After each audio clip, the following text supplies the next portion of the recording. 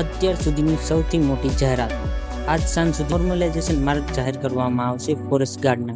તો હસમુખ પટેલ સર દ્વારા બાંયધરી આપવામાં આવી છે કે આજ અથવા કાલ સાંજ સુધીમાં નોર્મલાઇઝેશન માર્ગ જાહેર કરવામાં આવશે.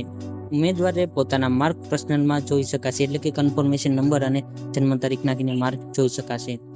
ત્યારબાદ ગાંધીનગર બધા ઉમેદવાર વન વિભાગ અને ગેડમાં જઈ રહ્યા છે. ફોરેસ્ટની જગ્યામાં વધારો થઈ શકે છે, જે 1200 જગ્યાઓ થશે, આવું એક અનુમાન છે.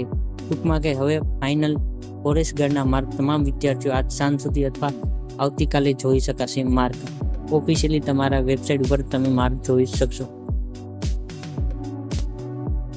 અત્યાર સુધીની સૌથી મોટી જાહેરાત.